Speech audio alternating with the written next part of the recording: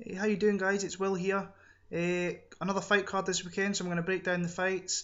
Getting back into the UFC after a couple of weeks off, after UFC 156, which was a really good card. Some surprises, some great fights. The Strikeforce guys doing really well, and the UFC are back over here in the British shores. A bit pissed off that I can't go, but work's kind of taken over this time. I know I'm going to get to a couple of UFC events. Looking at UFC 150, 159 in Jersey. Um, I'm not too sure about that at the minute.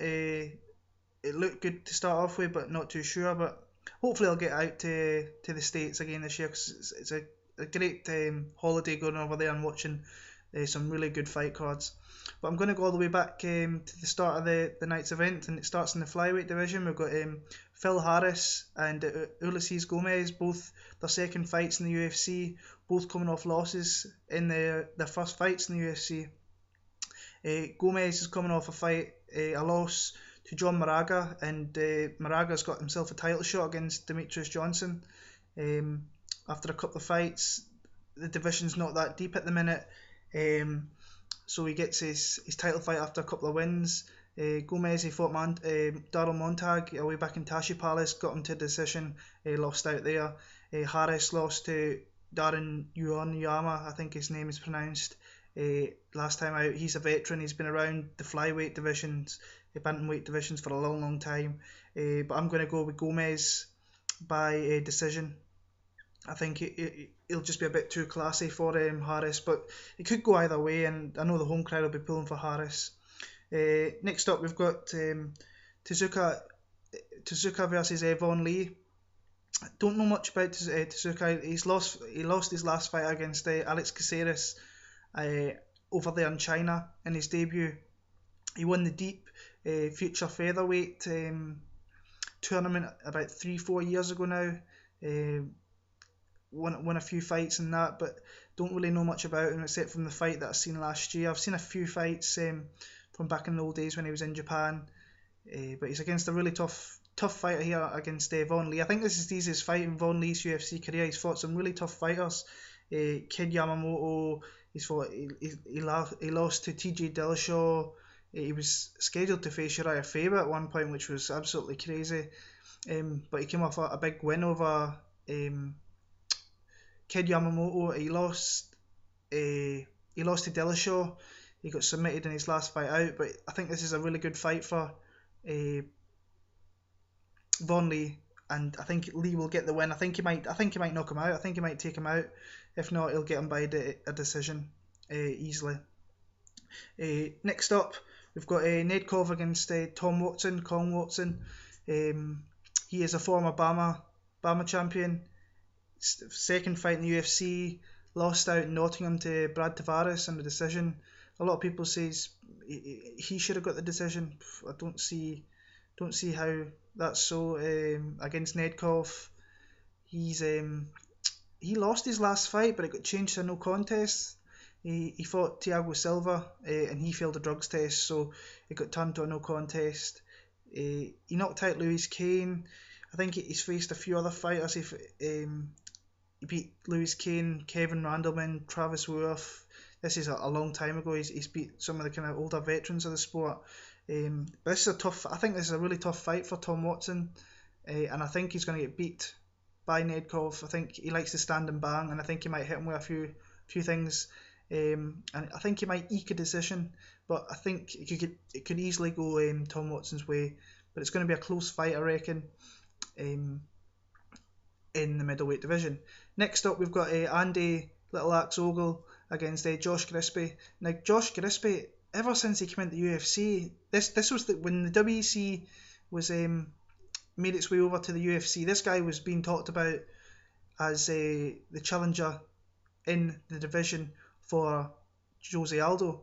I think Aldo got injured, and since then he's been on a losing streak. He lost to Poirier, he lost to Rani Yaya, and he's not looked the same fighter he was back in the WEC. So this is a big fight. If he loses this fight, he's on his way out of the UFC without a doubt. Andy Ogle, this is his second fight. He fought Corisani over in Nottingham last year. So I think this could be a really close fight, but I think Gillespie will get back in the winning ways. He has to get back in the winning ways, or he's on his way out of the UFC. So I think he's maybe just a bit too classy. He'll kind of sit off. Ogle will probably try and throw everything at him, but Gillespie will just take care of him. I think he'll take care of him easily and get an easy decision in there. But I'm going for Gillespie by decision. Next up, we've got Paul Sass against Danny Castillo.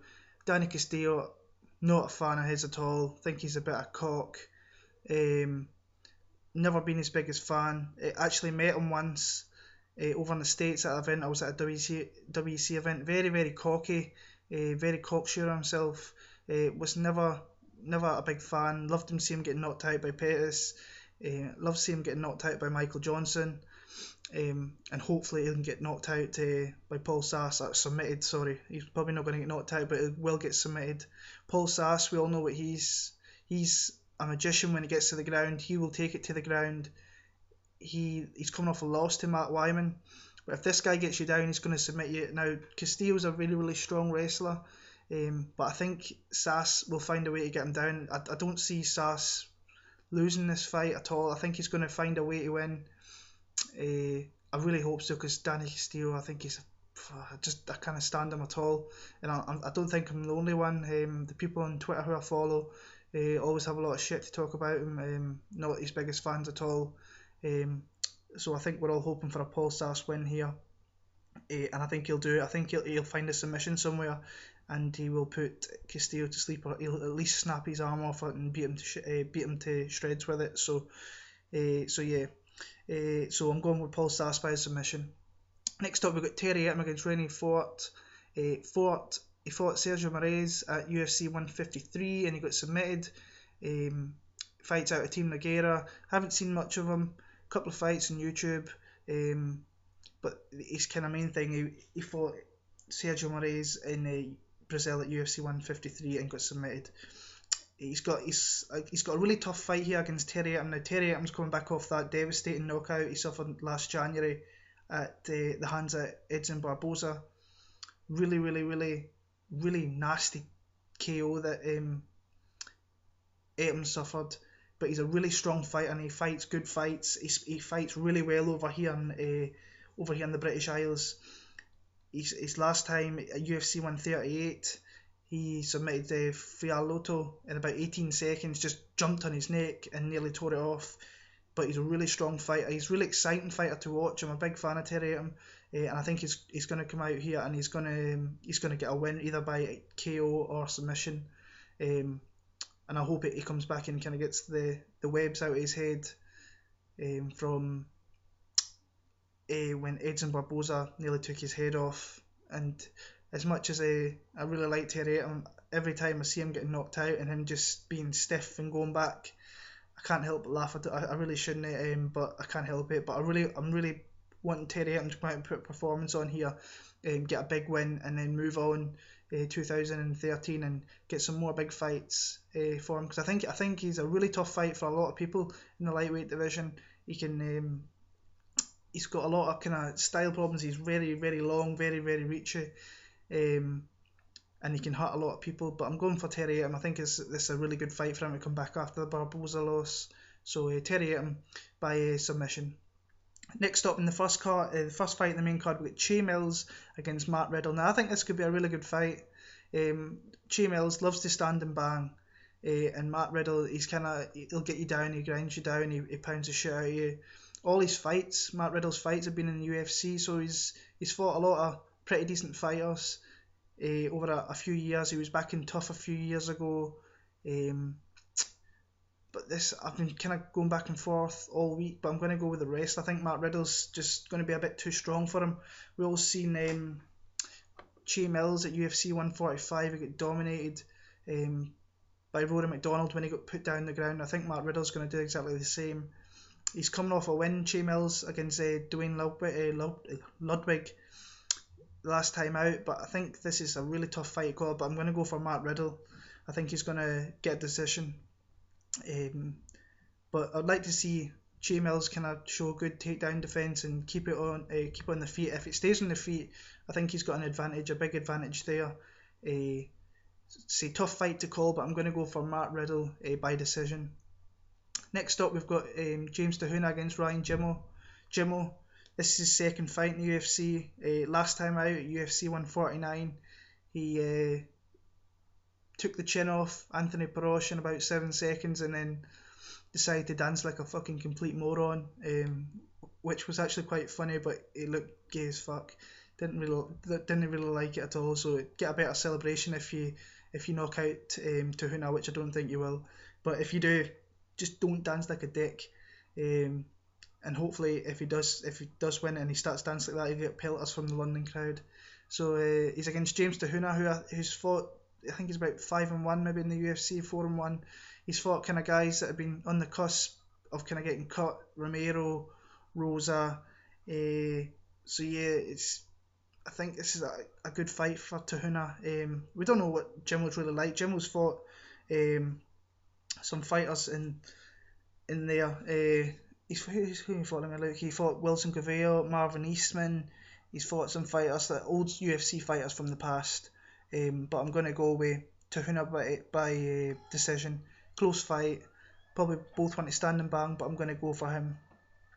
Next up, we've got Gunnar Nelson against Jorge Santiago. Welterweight. This is the first fight for Santiago at welterweight. He's 1-4 in the UFC. He doesn't do great, and I think he's going to get taught a lesson here by Gunnar Nelson. Gunnar is very, very strong on the ground, but he's very, very strong on his feet as well. Very, very well-rounded fighter, whereas Santiago likes to take it to the ground. He's a black belt, Brazilian Jiu-Jitsu black belt, so I think he'll want to take it to the ground, but Gunnar Nelson, I think, is going to knock him out. I think if not, he's going to get an easy decision. I really like Gunnar Nelson. He's a really, really top fighter. I think he's going to have a really good run in the UFC, so I'm going to go by Gunnar Nelson, either by KO or decision. I think mostly I'm going towards decision, because Santiago, he's been in there with a few fighters, so I think he at least warrants getting a decision. Next up, we've got Jimmy Manuwa against Cyril the Snake Diabate. Diabate, kickboxer, likes to come out, stand, but he's kind of averse to going down the ground as well. His last win was against Chad Griggs at UFC, I think it was 154. He got a submission there. But this is a tough fight. Jimmy Manuwa, he destroyed Kyle Kingsbury last year in Nottingham. Absolutely fucking destroyed him. It was nasty to watch. His face looked so bad after it. So Manuwa likes to stand and bang. So I'm going to go with Manuwa by decision, if not by KO. But I can see a decision here. A really tough fight for Manuwa, because Diabates likes to stand on his feet. Next up, we've got co-main event, really good main event, co-main event, Cub Swanson against Dustin Poirier. People who know me know I'm a big Dustin Poirier fan. I think this guy's a future champ in the division, very solid everywhere. Had an awesome brawl with Chan Sung Jung last year. Really tough fight this. Swanson's coming off 3 KOs and he looked really good in the KOs as well. But I really like Dustin Poirier. I think he's a really, really solid top class fighter. And I'm going to go by Dustin Poirier by kind of any way that he wants. He's a good boxer, Swanson. I think if this fight goes to the ground, I think no doubt about it that Poirier is going to get a submission win. I can just see it. He's really, really solid there. He's had some great wins by submission as well. So Poirier by submission, round 2. Main event, Henan Barao against Mayday McDonald for the interim championship. Now, he won the fight against Uriah Faber 149. Mayday McDonald, he knocked out Miguel Angel Torres. He's a young kid. I think this is just a fight too far for him. Barao is a strong fight. He's won a lot of fights. So I'm going to go Barao by decision. I think McDonald, this will be a great fight for him. I think he'll be a champion of the division in the future without a doubt. But I'm going to go with Barao. He's just a bit too strong, and he's strong everywhere as well. So that's me. We've got another fight coming up next week with Rousey and Carmouche. If you like the video, give me a like, give me a thumbs up. If you don't, give me a thumbs down. Give me some pointers, what you think of the video, if you can help me out. And come and follow me on Twitter, BigBilber7MMA, and share this video with the good people of the MMA world out there. So enjoy the fights, and I'll be back next week to have a video for Rousey versus Carmouche. Enjoy.